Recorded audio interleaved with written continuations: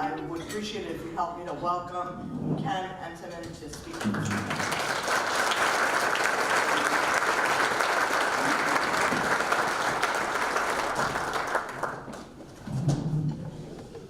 Oops, we okay? All right. Well, good morning, and it's a delight to be here. Arctic Plunge is always fun to drive in. I drove up from Norwich yesterday, and Route 88 was just a joy to be on. But it's great to be in such a grand ballroom. It's great to come back here. I was here and gave a presentation here in October, and it's always great to be back here in Glens Falls. And having been in and out of this city and this community for the last 10 years is really quite remarkable. The development, this being probably the flagship of it, it's really neat to see the exciting things happening here in Warren County. So thank you for having me. What I'm going to do is spend about 15 minutes or so talking about kind of the macro economy and some of the things that are worrying the markets. And I'll let my co-speaker Heather talk more about the state specifics after I get done, and then hopefully we'll have some time for Q&A. Those of you who have seen me present before know I'm not a podium guy, so I'm going to step down from here, so I need to get some exercise and pace. 2018 ended in a bit of a tumult. I don't know if you picked up on this, but the markets had a little bit of a hissy fit in the fourth quarter, starting right after the third quarter, and it was really quite interesting because through the first 3 quarters of the year, the economy was really doing quite well. And then we had a comment, and I'll use the quote a little bit later when I talk about Fed policy, but Jay Powell gave a speech in early October where he said something to the effect that the Fed had a long way to go to neutral. And I'll expand upon that earlier. And that was interpreted that the Fed was hell-bent to raise rates until they choked off economic growth, and hence started a very serious correction in the market. The S&P 500 didn't quite get to 20%. It was down 19.8%, but that's not quite a 20% correction, but nonetheless, a pretty tumultuous end to 2018 that has subsequently kind of reversed out. So when we look at the investment markets, and I'll touch on them briefly and then focus my attention, this chart, the bars on the top correspond to the columns on the table below. But it basically shows you that cash, the first bar, was up 1.8% in 2018. Treasury bonds, investment grade bonds, were essentially flat. They were up 0.01%. And every other asset class was negative, and some of them quite negative when you look at the emerging markets, international, natural resources down double digits for the full year. So a pretty nasty correction in the marketplace in 2018. Since then, the markets have recovered pretty nicely so far in January. When we look at our balanced portfolios, so accounts that have something like a 60-40 investment allocation, 60% in risk assets or equities, 40% in bonds, are down maybe 5 or 6, 7% depending on the allocation. Already this year, I was at a client meeting yesterday in Cortland. That portfolio is up nearly 5% just in the month of January. So you've reversed out at least half of this tumult that you had in the fourth quarter. As a result, what you've seen is the valuation of stocks. This gives you the PE ratio of the S&P 500. That middle green line is the average. So when you look at that middle green line and we look over the last 25 years, the average for the S&P 500 is 16 times earnings. And essentially, if you're above that line, you can say stocks are expensive. If you are below that line, you can say stocks are cheap. The 2 other green lines on the top and bottom of that are 1 standard deviation away from that average. So when you're above that green line, that second green line, like you have here, you're kind of in bubble territory. Here's 2000.com bubble. That's really expensive. And when you get below that really green line, you're really cheap, like we were in the financial crisis in 2008. So where were we? We were kind of expensive at the end of the year. I would argue that the market finally came to grips with the FANG stocks, the Facebooks, Amazon, Netflix, Google, all those fancy high-flying tech stocks. And the history of the world tells us that when stocks get really, really expensive, the long-term returns are muted. And every once in a while, the market comes back and says, you know what, this is getting a little out of hand. I would argue that that's really what happened, is the market got concerned that with PE ratios so high and the Fed hell-bent to raise interest rates, the combination of those two caused a pretty big hissy fit in the fourth quarter. But the good news is that stocks are back to being relatively reasonable priced. That doesn't mean they can't go down further from here, but certainly it's, the markets have behaved much better so far in the month of January. And so what caused this tumult? And there's an old Wall Street adage that talks about Wall Street climbing a wall of worry. And given the brief time I have, I'm just going to break this down to 4 bricks in my wall. For the Pink Floyd fans, we have 4 bricks in our wall. One is global economic growth, fear that an economic recession is imminent. We'll talk about this. We'll talk about each of these categories in a little bit of detail in a second. Second is trade wars. You know, the trade wars going on and the talk of tariffs and around the world have generated really scary headlines. And I would like to, I think we're making progress here, but I also think that the economic impact is grossly exaggerated. The psychological impact cannot be underestimated, right? So we'll give you we'll try to quantify that comment. An earnings recession, I really think this is the crux of the issue. We're right in the middle of earnings season for large companies, and so far it's going pretty well. There's been some high-profile companies that have not had good earnings. Tariffs relate to that. But there's concern that there's going to be an earnings recession, and historically when earnings reverse out, that's not necessarily a good thing for the markets or the economy. And then lastly, Fed policy. And I think when you look at these 4 bricks in the wall and these 4 worries, I think there's been significant progress on several of them, and there's some question marks on others. So let's take a second to go through and look at each of these bricks. So first is economic growth. When I was here in October, we were talking about the 7th inning, using the baseball analogy, that we were in the 7th inning of an economic expansion. Late in the game, but still room to go. And then October hit and it was like, my God, we're in the 9th inning, the game's over. Typically, economies don't end suddenly. And so we're concerned that when you look at the top chart, that the GDP growth was suddenly going to go into recession, which is a negative earnings, negative growth. And you can see that the financial crisis, where you lost 10% in the fourth quarter of 2008, that's a recession. Having blips like this, if we look at the fourth quarter, we don't have GDP yet. It's delayed because of the economic shutdown, but it's probably going to come in somewhere in the high 2% growth. And if we get that high 2% growth, 2018 GDP will exceed 3% growth for the first time in many, many years. That's pretty good. And it's rare that you go from 3% to negative in a nanosecond. It takes a time to do that. And the bottom chart gives you the length of expansion, and I find this chart very interesting. If you look at the blue bars, it gives you every economic expansion since 1904. And you can see the average length of an expansion in the blue bar period up to 1980 was about 3.5 years. If you look at the last 5 recoveries we've had, the average is about 8 years. And we're pushing 10 years, soon to become the largest economic expansion, longest economic expansion in the history. And a lot of people just are, well, it's getting old, it's got to stop. And I think we're just gotten better from a monetary policy, from an economic planning standpoint. Corporations and companies have gotten better. If you think of something like just-in-time inventory, you think of the old days, what happened in recession? Companies got caught with massive inventories. Then they had to shut down production, eat up those inventories, and that all took time. People got laid off. That hurt the economy.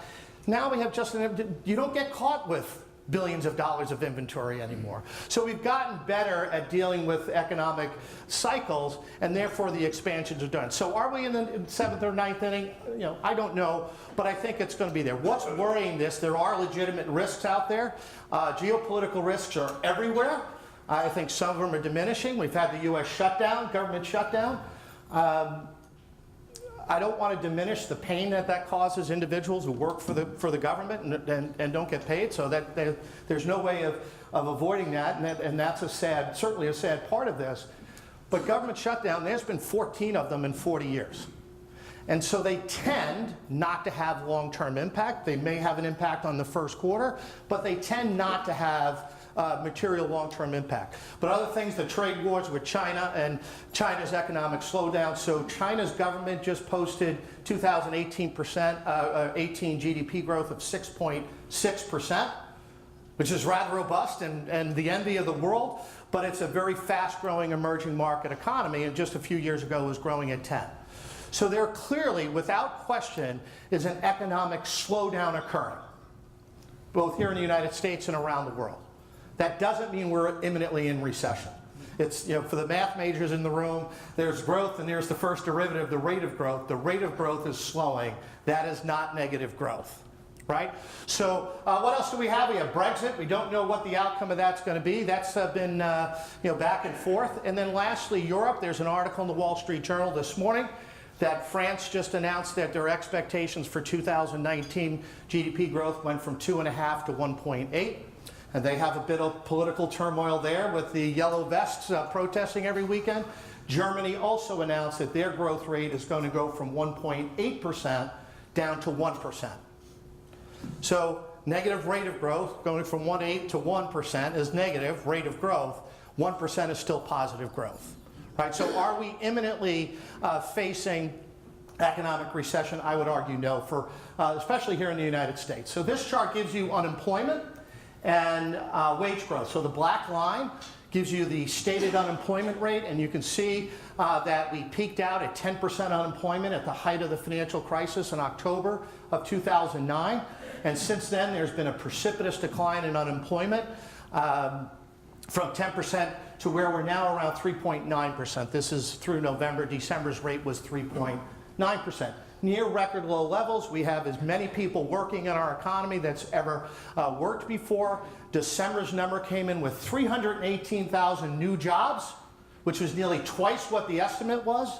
ADP's number for January came in just the other day and was over 200,000, which is again a pretty robust number, especially for January. There's a lot of seasonality, and typically January's not too good. What I will say about employment is I travel throughout the MBT footprint, which goes from Binghamton, New York, all the way up to Portland, Maine. I do these presentations all the time. We have dinners the night before with some of our largest customers. Ed was at our dinner here back in October. And everywhere I go, across every spectrum of business people are saying, I can't find skilled labor. Everywhere I go, and it doesn't matter, I'm talking about steel workers, auto dealers, a craft store, a candle maker in Manchester, New Hampshire, can't find skilled labor. So what does that mean? And so one of the mysteries of this economic recovery is the blue line. So the blue line is average wage growth. And you can go back, if you go back to the middle of this chart around 1990, you can see a really nice inverse relationship. When unemployment goes up, wage growth goes down. Well, that makes sense. And then when unemployment comes down, wage growth goes up. And over this time period, which goes back to 1970, the average wage growth is about 4.1%. And you would think in today's economy, where everybody's complaining about the lack of skilled labor, you would have robust wage growth. And really, until the fourth quarter, you can see November came in at 3.2% wage growth. So it's finally started to pick up. That was giving the Fed reason to fear inflation, and that's why they were kind of raising rates. So the good news is we're starting to see wage growth, and I think that has powerful implications for the U.S. economy in that when you look at this chart, which charts real wage growth, so that's the 3.2% that I just showed you minus inflation. So the blue line is there, so you can see that's 1.5, right? And then you have consumer spending. So why is consumer spending important for the U.S. economy? Because the U.S. economy is 70% consumer driven. We're by far and away the biggest economy when it comes to the consumers. Far less dependent on manufacturing than just about any other country in the world. So consumer spending, you can see this very tight relationship. When wages are going up, consumers spend. And that's great if you're a car dealer or a hotel owner or any kind of business. So when you look at our economy at 70% consumer driven, growing at 3%, I have a very difficult time suggesting we're imminently going into a recession when the consumer's balance sheet is as strong as it's ever been and wages are actually growing. Can this reverse out tomorrow? Sure. But this is the proverbial battleship. This just doesn't reverse out instantly. So the notion that we're going to go into recession imminently, I think, is a little overgrown. Could it be in the second half of the year? Sure. Sometime in 2020. Probability is actually, in 25–30%. But I think this gives me confidence that our economy is going to be okay for the time being. And retail sales were record levels for the Christmas holiday season. Record levels of sales. Yet in the retail world, we tend to look at what's in our backyard as the winners and losers. And what's happening in retail is there clearly are winners and losers. And it's happening in my hometown. I live outside of Syracuse in a town called Auburn, and I work in the city of Syracuse. We're really excited to get your son there. Can't wait for that. I hope he's used for a little bit more snow. This is like a dusting out here. But there's winners and losers. And I know you have a mall, and I'm going to speak to my hometown because I know it better, but I think there's a great parallel. So we have the Finger Lakes Mall in Auburn. It was anchored on one end by Sears, the other end by JCPenney's, and 70% of the mall is vacant. Sears has left Auburn. It's now a RV camping store.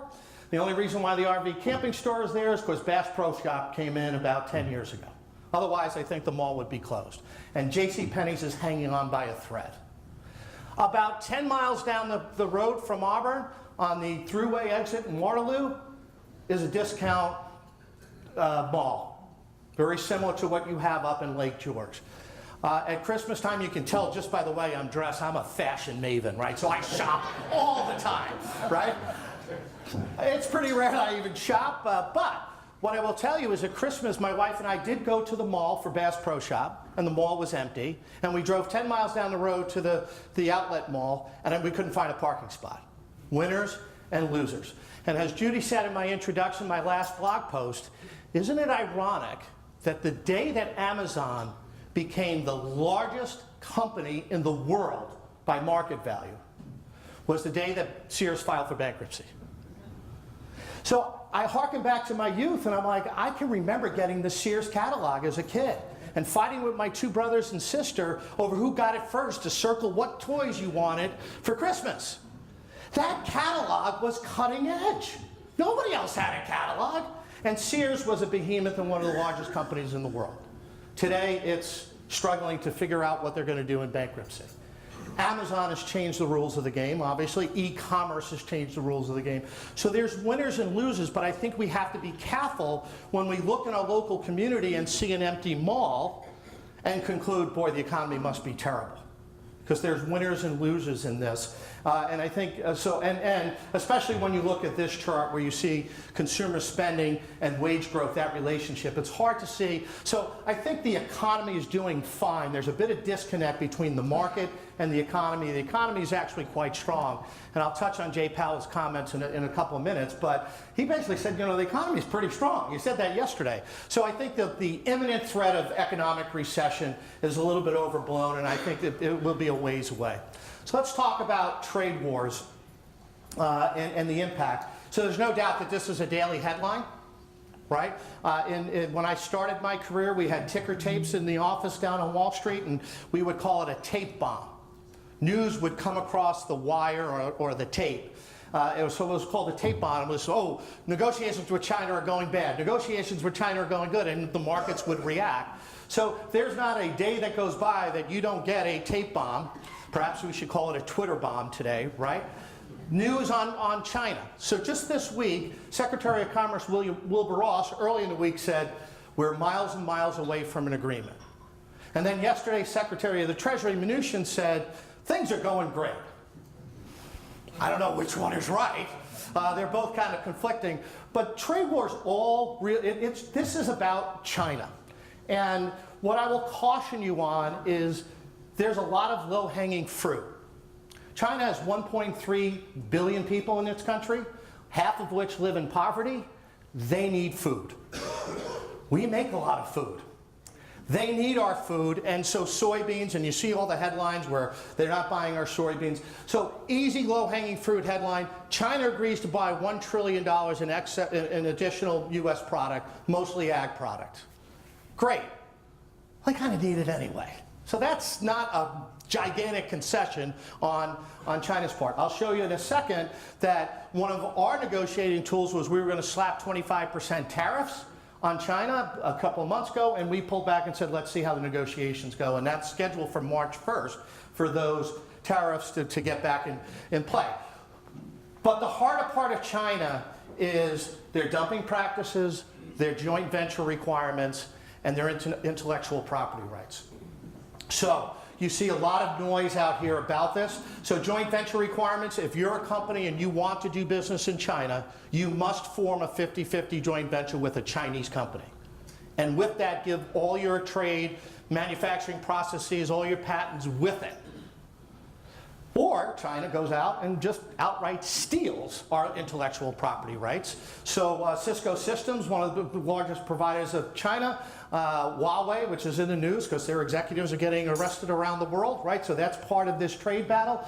Huawei is largely considered to have stolen Cisco's router patents. The biotechnology industry came out yesterday and said, we support the hard stand on China because you think about if you're a pharmaceutical company, the manufacture of that pill you take every morning costs a penny. The intellectual property rights is what is the cost. But if all I have to do is copy it, well, I can make that pill, set it up, and get it running in a month. So intellectual property, this is the hard part of the negotiations. And I have a difficult time that 30 years of FTC violations are going to be solved in a 3-month negotiation. So this is something, but we do see progress here. Better trade agreements with Mexico, Canada, South Korea, even the European Union is coming to the table. And unified action on China is starting to happen where people are saying, no, we got to get together on this and work. So the example I would use is Boeing and Airbus. China's a large company, gigantic geographic spread. They need commercial aircraft. There's only 2 places to get it. Boeing in the United States, Airbus in Europe. And if the negotiation is, we're not going to deal with Boeing, the only way China gets away with it is if Europe says, we'll step into that void. If they both say, no mas, China's in a bind, and they got to come to the table. In the past, we've had this kind of pitting contest between Europe and other, Japan and others, and if we can come to a unified stance, and I see that happening, so I hope there's progress on the trade front. This chart, I think, is very powerful. I'm going to focus your attention to this bottom. So this lists all of the tariffs that the United States has either implemented on top or proposed. So here's your 25% Chinese good tariff that we've held back on. This is the total amount of tariffs that have been implemented or proposed so far. And you can see the number is $130 billion. How many people in the room think $130 billion is a lot of money? I do. A lot more money than I make by a lot of zeros, right? But put it in perspective. The United States economy is $20 trillion. The worldwide economy is $100 trillion. $130 billion is a big number, but 130 over 100 trillion is 0.13%. I have a difficult time thinking the economic world is going to crumble over a 0.13% economic impact. So when I said that the headlines are really problematic from a psychological standpoint, and you get these conflicting reports like we have this week from the 2 secretaries, it's very concerning from a psychological story.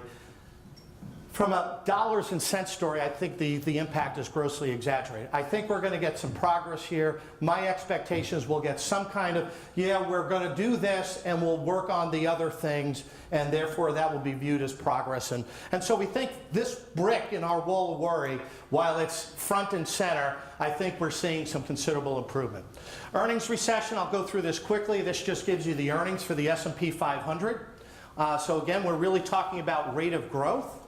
And 2018, if fourth quarter 18 comes in as planned, and it's kind of a mixed bag, but they're doing okay, earnings coming in.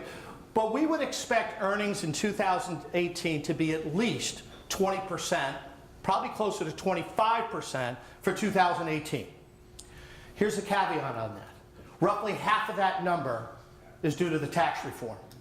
So NBT Bank, public information, we announced our earnings earlier this week.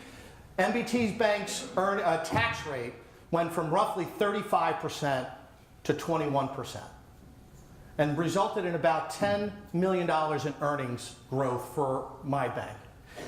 And especially in a place like Warren County, where we're not talking about Boeing and GE and Amazon, we're talking about really small businesses, the folks who are in this room. Most of those people got taxed at the top rate because you just don't have the lobbyists to go get those sweetheart deals down in Washington. So this tax rate is a big thing. But clear of that, now we're in 2019, the tax rate is old news.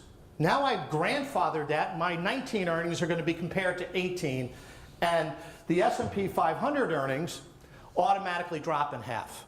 So our forecast from 20% in 18 automatically goes to 10% just because of the grandfathering of the tax roll. Is that an earnings recession? Well, it's certainly a change in rate, but you're still growing earnings at 10%. All of the concern in the marketplace in the fourth quarter has brought that down to about 6% earnings growth. 6% earnings growth is not negative. I do think this is where we're going to have the swings in the marketplace are going to be largely trying to figure out what the earnings are and then what PE should we pay for it. And I wish I had a good answer for you, but the point is I think an earnings recession is unlikely. A change in the rate of growth is almost automatic because of the tax effect. And lastly, interest rate normalization. I call this the harbinger of doom. So this relates to the Fed. So as I said in my introduction, on October 3rd, Chairman Powell of the Fed said that we had a long way to go to neutral. And that blew up the market. That was the start of the serious sell-off in the fourth quarter. So here's a question. What's neutral?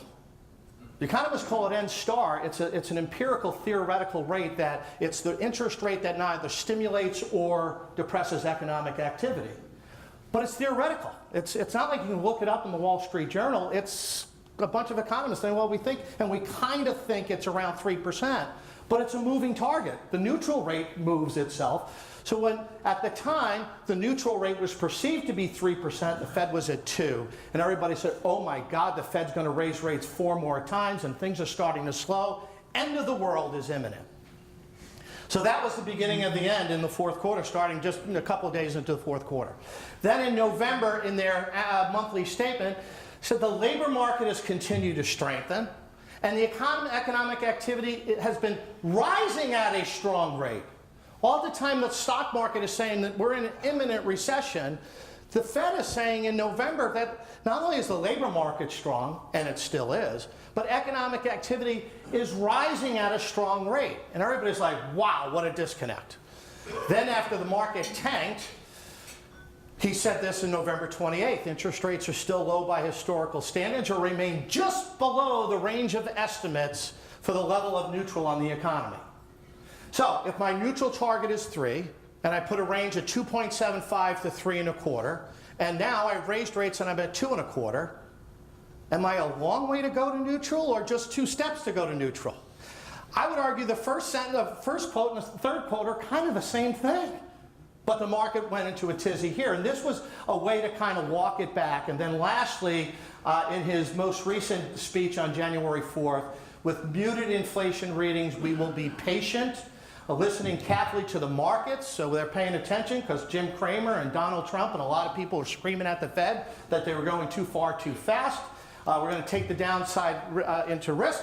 And then yesterday, driving over here, I listened to the Fed chair's press conference. And it harkened me back to my college days, and we used to have a drinking game in the lacrosse house there, and whenever one of the actors on Seinfeld or whatever the leading sitcom was, whenever they said a word, you'd have to drink. And I'm glad I wasn't playing that drinking game yesterday with the drinking trigger being the word patient. Because you would have been passed out by the end of his hour press conference. Patience, we're going to be flexible, we're going to be patient, we're not going to screw this up. So why is the market this? But there's some legitimacy to the concern here because the yield curve is very flat, so the green line gives you the yield curve. So all we're doing is measuring yields on maturity starting with the 1-month Treasury bill and going out to the 30-year bond. And you can see the green line where we were at the end of October. You can see the purple line where the market, not Ken Entenmann, not NDT, not the EDC of Warren County, the market in the futures market says the purple line is where we think we're going to be in a year. Really flat. And then the market says the blue line is where we're going to be in 5 years from now, really flat. The Fed's raised rates 7 times since 2005, so you see all the rising in rates is just happening in the front end of the curve. And so why is this concerning to the marketplace? And this is why I think you've had such a powerful recovery in the stock market ever since Jay Powell started to walk back his comments and started using the words patience and flexible. And it's this chart. So what is this chart? This chart is the difference in yield between the 10-year Treasury and the 2-year Treasury.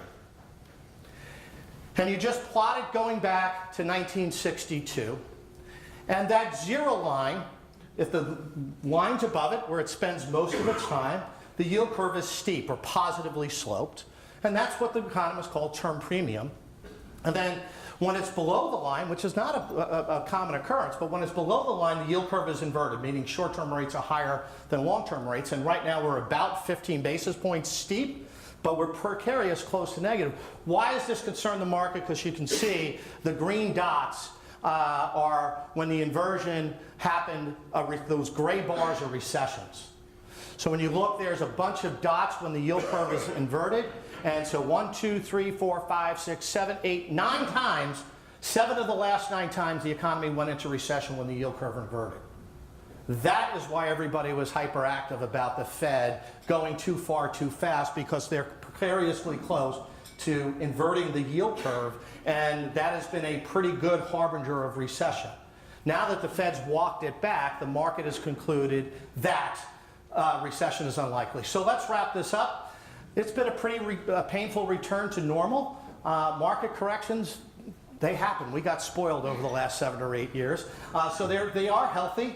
There has been, and I believe will continue to be, a return of volatility in the marketplace, and that's largely going to be driven by interest rate normalization. And we are still going to climb that wall of worry with Twitter bombs hitting us on a daily basis as it relates to global economic growth. Are we in a slowdown, or is a recession imminent? Trade wars. The earnings concerns that we have, and I think that's the most legitimate, and then Fed policy. But the way I look at this, the trade wars are dissipating in terms of a major concern because we're anticipating progress there. The Fed has largely taken interest rates off the table as a worry. So 2 of our 4 bricks have kind of, I wouldn't say disappeared, but they've diminished materially given the hype that they were getting back in the 4th quarter. So I think 2019 is going to be a real challenge for the U.S. economy, particularly because of the slowing in our other markets. Do I think there'll be a recession? If I had to bet, I would say no, but my guess is as good as yours. But the diminishment of 2 of these 4 bricks has had a powerful impact on the market, and you've seen it. So I will stop there and turn it back over to you, Ed. Thank you for having me. I really enjoy it. Have a great day. Thank you very much.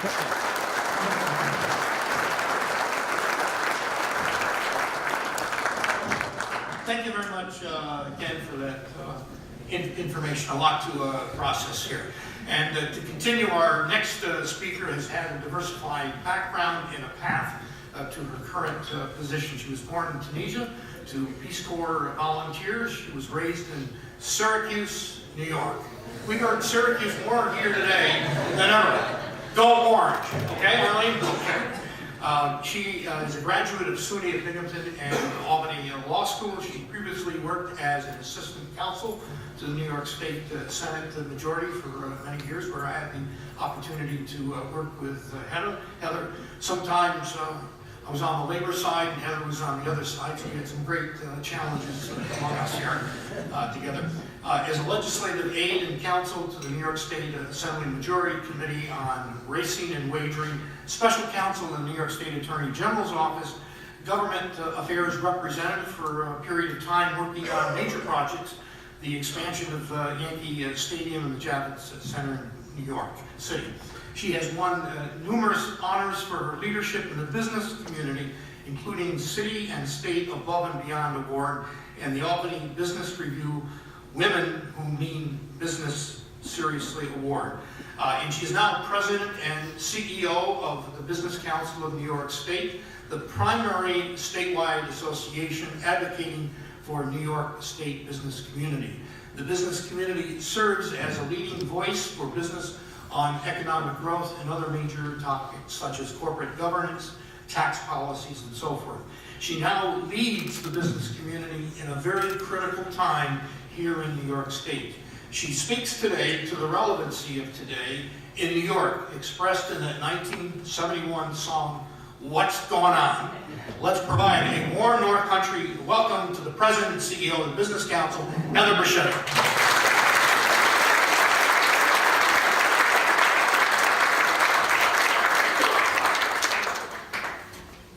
Thank you. I'm very proud of my Syracuse heritage. I was an expert ticket scalper when I was young. we had a method that always worked where we would identify what we nicely described as old people, which would be people my age now, who had season tickets, and they almost always had extra tickets. And so we'd go and say, oh, my brother's in the game. Can someone give me an extra ticket? They give us an extra ticket, and then we turn around and sell it. So really nice. We could always get in for free when they played at Manly, because there was a little door under the bleachers that someone would leave open for us, and we'd all go in anyways. But in addition to being an Orange fan, I'm also a Marvin Gaye fan and a huge Pink Floyd fan. I heard on the way here that one of the former members of Pink Floyd is actually selling his guitars for charity starting today. So if anyone's interested, just FYI. So, you know, while the markets may have been normalized, I think certainly politics have not. And we're in a really interesting times. It's really hard to navigate politics both in New York and nationally if you are an advocate for any particular sector. And there's a lot of reasons for this.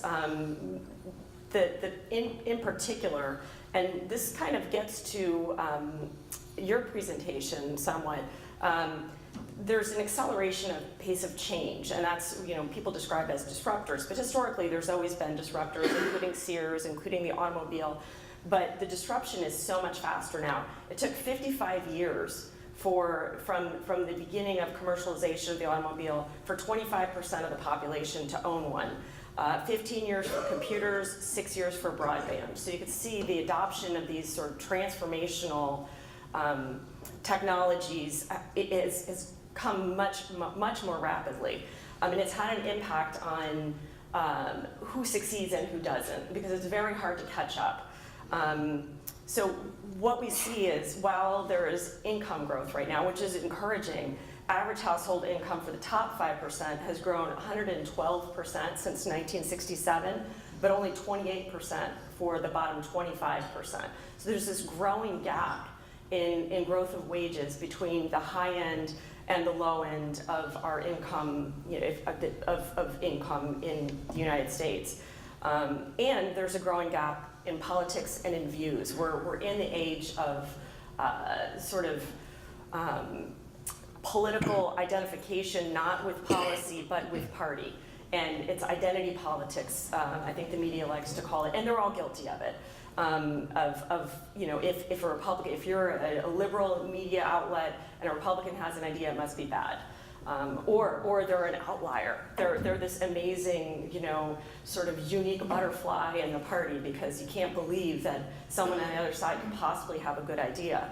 And that's really measurable. In 1982, there was a study done of political ideology in Congress. And of the 435 members of Congress, there was an overlap in political ideology between 344 of them. So the most conservative Republican, the most liberal Democrat, you know, some of them didn't agree with anyone in the other party, but 344 agreed with someone in the other party on some policy issue.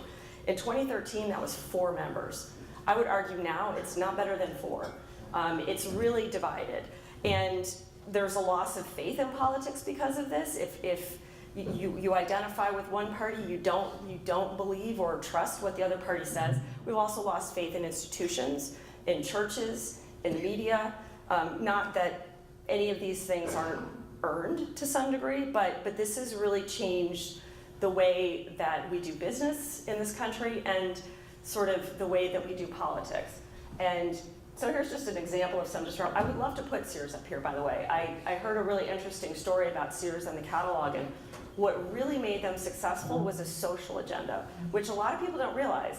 They distributed catalogs to, particularly in the South, to African American farmers and people who were not allowed to go into stores and buy or could not have credit. Sears actually had inserts in the catalogs and had trained mailmen, apparently, for people who couldn't read how to order from a catalog because the stores wouldn't allow them to purchase. And this really made them sort of the everyman's store. And it's unfortunate that they have come, to sort of the end of their cycle, but maybe they'll figure it out with the internet or some new innovation. But disruptors aren't necessarily bad or good. There's not really a value there that we could talk about, except that every time there's been a massive disruption, generally speaking, our standard of living has gone up, not down. So fear isn't necessarily, being afraid of technology is not necessarily a valid fear. And there's fear that automation is going to disrupt jobs and all, and I'll touch on that a little bit, but I just wanted to put this up to show, kind of illustrate the difference in wage growth. And you can see, like, even in the last 20 years, the gap between the highest income and the lowest income in growth has been significantly different. And coming out of the recession, it was really just the lowest quartiles that had net loss in wage growth. So there's a reason why there's this sort of divide politically between the progressives who are looking for a solution there and sort of the conservatives who are saying, no, we just need to keep on going the way we're going. In New York in particular, our progressive politics haven't necessarily helped us population-wise. We've lost population relative to the rest of the country. It's going to matter in the next census because we're going to lose congressional representation, which will further shrink our influence in Washington. And there's a lot of discussion about this, but this is almost all upstate where we've lost jobs. And so to the degree that we can look at great unemployment numbers in upstate, part of that is people have left. It's not because there's been tremendous job growth in upstate. And so here's an illustration, and the letters, if anyone wants to know, is AST is Albany, Schenectady, Troy, ORW is Orange, Rockland, Westchester, GF is Glens Falls. And you can see that the percent change in growth in private sector jobs in the last year is almost exclusively where we've outperformed is New York City.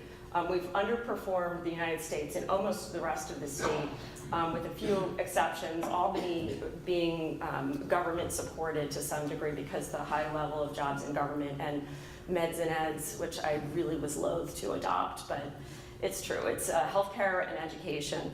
So, I mean, this is sort of a sobering chart, but this one's even worse. New York isn't different than the rest of the country in our change in politics. So if you look at this, I almost didn't believe this when I first saw this. There is only one state in the United States that has a legislature that has one house, one party, and one house, the other party. 49 other states, both houses are controlled by the same party, and in 2/3 of them, the governor's office is held by that party as well. So New York just joined really the rest of the crowd in being completely polarized. And that's bad news if you're not in the party in control. And so we're going to be experiencing a little bit more of this, this sort of polarization, unless we can figure out a way out of it. And I would argue with the loss of faith in the media and institutions, and religious institutions, and in particular in government, it is incumbent upon us, the business community, the private sector, to point out what is great about both upstate and downstate, what is great about the private sector and social programs. And we need it's going to be us or no one, because I think we're headed into some very difficult times. Just as an aside, the question is, can reforms, campaign finance reform, or anything like that make a difference in sort of the polarization? I think the answer is yes, but it's going to be uphill because the people who are in charge are benefiting from the system the way that it is. But if we had open primaries, if we had 4-year terms where our legislature wasn't running with a president or a governor every 2 years, we probably would see some shift back towards the middle where a moderate and either party might stand a chance of getting elected. And most people in the United States describe themselves as moderates. So if you really think about this, the people who are running the government don't necessarily represent a lot of us. The other thing I would say is there's proposals every year to do public financing of campaigns, and I would just urge everyone to really think about, if we're going to go down that road, do we really want to be using taxpayer money to run campaigns during presidential elections and gubernatorial elections? The cost of the media during those cycles is staggering. And so think about what a colossal waste of taxpayer dollars that would be. At a minimum, if we're going to do this, put them in odd years. Put them in years that we're not dealing with all the noise and the competition of congressional or gubernatorial races. Sorry, I came to depress. Hopefully I'm succeeding, I hope not. I had to wear like something bright and cheerful, because I'm like, oh, everyone walks out from me like, oh, that was good, but I'm really upset now. I'm not feeling it. But this was a national poll, and this is about a year and a half old, but it's kind of scary. The most compassionate economic system for America, socialism, and I mean, what really gets me, who are the 6% of Republicans who think communism is the most compassionate? I mean, I'm going to assume that there's some education that needs to be done here, but this really tells you, I mean, for people who are 18 to 30, they're not afraid of socialism, and they don't know the history. They don't know, when socialism took hold in the Soviet Union, about 1 million people starved to death, because it turns out that people who own farms know how to farm, and people who don't. And that's a very short history of that, but it's true. It did not benefit the lower classes in any way. And if that's not bad enough, being corporate is a dirty word now. If you want to insult someone, you say, oh, you're corporate. Corporation, it's a form of business. That's it. There's no morality. In fact, B Corps have a social purpose as part of their mission. But there's, again, a lack of understanding of what corporate means, and it's being used as sort of a Twitter tool to insult and to define people and put them in one bucket or another, and it's terrible. This is just a slide showing the change in the Senate majorities, and it's kind of out of place in here, but I put it in here for a reason. We have a very solid Democratic majority in the Senate. I'm not partisan, the organization is not partisan, but the new Democrats who are elected, many of them self-identify as Democratic socialists. And that will present a challenge to any moderate Democrat in the Senate. Keeping that Democratic Socialist agenda somewhat at bay is going to be very difficult, and they all run the risk of losing their seat to someone further left because of the way our primary system is set up. So I pulled some of the, what do the Democratic Socialists want? Because I was at an event where a really smart reporter said, well, they're not real socialists. They're like Scandinavian socialists. They're nicer. They're not looking for, to take over private industry. And that's not true. The New York City Democratic Socialists have right in their mission statement, popular control of resources and production. The Democratic Socialists of America believes that there should be popular control of the means of production, AKA the private sector. This has never worked anywhere. We should be concerned, because if that is the end game, and if people really understand that this is what they're striving for, it has been a disaster every time that it's happened. And by the way, the nicer, kinder Scandinavian socialists, they're actually capitalists with good social programs, just like we are. So that's not really a fair differential. But what does it all mean for us? This year, we're looking at a single payer. I don't think it's going to actually pass this year, but I think the pressure is on. It's a progress, and that's, by the way, that's the state of New York running health insurance and health care. And they're doing really great with the subway, so I think this is a great idea. And the added cost is only roughly about the entire state budget. So we'd have to double the state budget, via a payroll tax on employers, to pay for the state running healthcare to accommodate, by the way, the only 5% of New Yorkers who do not have access to healthcare. And of those 5%, at least 2% of them are just opted out. They're young, they're healthy, they're like, I don't want to have to pay for anything. So we're talking about 3% of the state. We want to blow up the whole system and find something that is expensive, inconvenient, and hasn't worked anywhere else. I don't know. Maybe we should take a look at it. Prevailing wage mandates, there's some of those in the budget. Labor mandates, and by that I mean things like mandatory predictive scheduling. The Mayor de Blasio, all bad ideas come from the New York City. That's not a fair thing to say, but many bad ideas do come from their government. And he has an idea that we should prohibit employers from sending emails to their employees while they're not at work, because this is somehow forced labor. I mean, don't look at your email. I think that's a pretty simple solution, but this is these are the kinds of ideas that we're going to be facing up here in short order. Increased regulatory burden, tax mischief. I mean, there's always a way to describe something as a fee and not a tax, and then you have a new tax.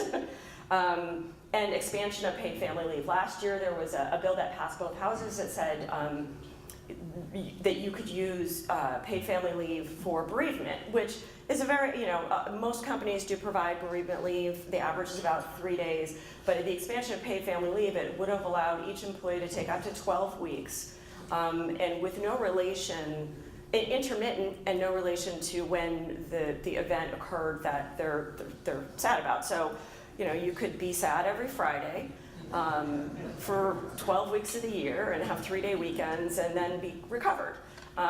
Thankfully, the governor, at our urging, vetoed that bill, but I do think we're going to be seeing a variation of that back. And so to the extent that people are worried about these things, please let us know, because knowing what you do, what your practices are, we'd like whatever state regulation goes into effect to be the easiest and most consistent with what people do.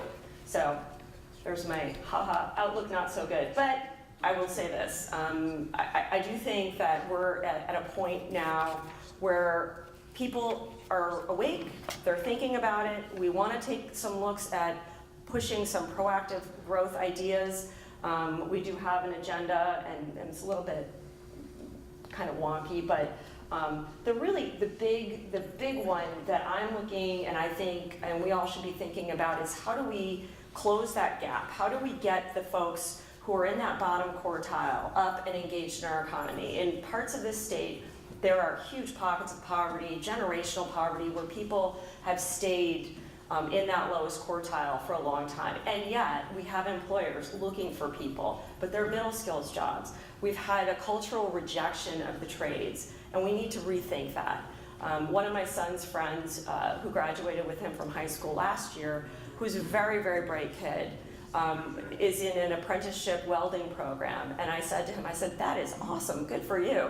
And he's like, well, thank you. My parents are really pissed. And I said, they'll get over it when you get your first paycheck. And I mean, I know from our members the need for skilled welders, the need for middle skills. There's a lot of attempts that the business community has engaged in. Elizabeth Miller has a really good history of working with local education to train up kids. We need to really look at these and take it upon ourselves to try and fix this. Government hasn't fixed it. They haven't fixed raising up the poorest. The solutions are things like, well, let's raise the wage for people who work in fast food. Well, guess what? Automation will get rid of those jobs, and then they're just back to being unemployed. You didn't give them a skill. You didn't raise them into where there are real need for employees. And so looking at education and how do we get those folks lifted up, first off, will benefit GDP, will benefit business, especially those that can't find employers, but it will benefit the state overall. I'm not going to go into all the economic development. These are sort of boring, but we're for economic development, we're for pro-growth, but I wanted to sort of finish with 2 thoughts. Number one, the word unprecedented gets used all the time by the media now. It's unprecedented, and it's not. We've had many times in our history when the country was divided, when there was extreme polarization, and in almost every instance, the solution was a social solution. Emancipation. Theodore Roosevelt guaranteed a high school education beyond 8th grade for every American. Social Security under Franklin Roosevelt. And Social Security, by the way, was built off of IBM's retirement. The government came to IBM and said, how do you guys do this? Help us figure it out. And so Social Security came from the private sector. So did vacation time, so did paid sick leave. These are all private sector initiatives that have been beneficial, are good social programs, and we need to make sure people understand that. It is not the private sector against every man. And by the way, Lyndon Johnson, civil rights. So we need, as a community, as a business community, to really highlight all the good that we do. I have so many members who are involved in out-of-poverty initiatives, who are involved in education initiatives, and where they're working, we need to make sure that people understand that. The fact that a business is incorporated or a partnership or an LLC or a sole proprietorship is not, it is not a moral label. They're all employers, they're all contributing to our society, to our communities, and so I always want to finish with this. The Business Council's mission is not to increase profits for a select few people. It's not to increase the wealth of those at the top. It's to create economic growth, jobs, and strong communities for everyone in the state. And so I ask that you all keep this in mind as we go about our daily business and figure out what can we do as the business community to help everyone else and help fulfill the mission of improving things in New York. We've certainly got room to grow. So thank you.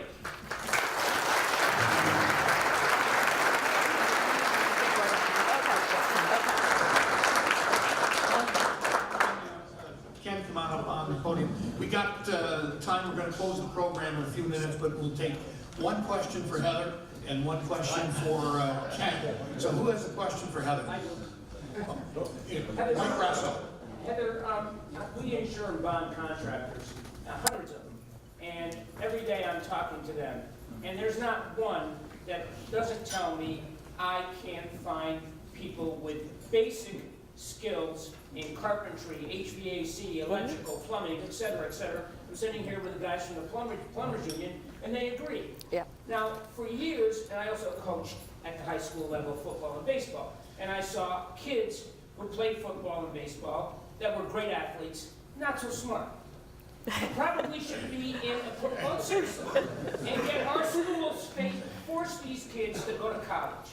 They encourage them, they push them to college. Basically, there's not even a class at Lake George that teaches you how to balance a checkbook, but they'll teach you 2 different languages, which is wonderful. But the bottom line is, when is the Department of Education going to realize that we should double BOCES, triple BOCES, and stop pushing these kids to college where they graduate or fail, the failure rate is high, they end up owing $100,000 with 2 years of college, can't find a job. These kids would be great electricians. And oh, by the way, when was the last time you took your car to get the mechanics? You see what mechanics are making? Transmission mechanics are making $120,000 a year. This is crazy. When is it going to stop? Commissioner. I am now speaking as, you're 100% right. You are 100% right.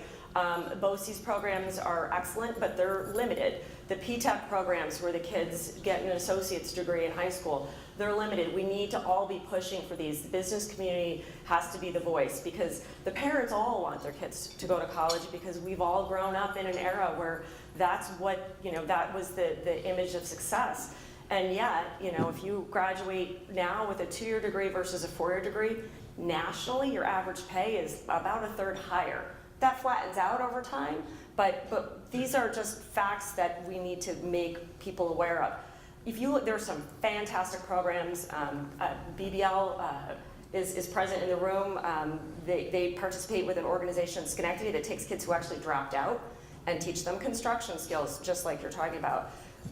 We're compiling a list of programs like this that will be on our website hopefully within the next couple months. We're trying to get as much data as we can, but we need a lot more of it, and we need to all recognize that the skilled trades are amazing, important, really a huge part of our economy, and yeah, philosophy degree is a great thing, but you can't think about welding, you have to actually do it. So. Thank you, Heather. For the record, the plumbers and steam fitters have a tremendous apprenticeship program that's received national honors here. The city of Glens Falls and EDC have worked and received 2 EPA job training grants to help those who are not skilled. And for the record, Joseph Gerard is on the honor roll at Glens Falls High School. We have one question for Ken. In the back. Could you tell us where the economy is going? Where the stock market's going? Is it going up, down? So, I must have played for him in high school, because I'm one of those athletes who's not so smart. And I remember in business school, Cliff Smith told me, taught at the class, that if you're going to give a forecast, don't give a time frame. But if you give a time frame, don't give a forecast. So I think the economy and the stock market will be higher sometime in the future. How's that?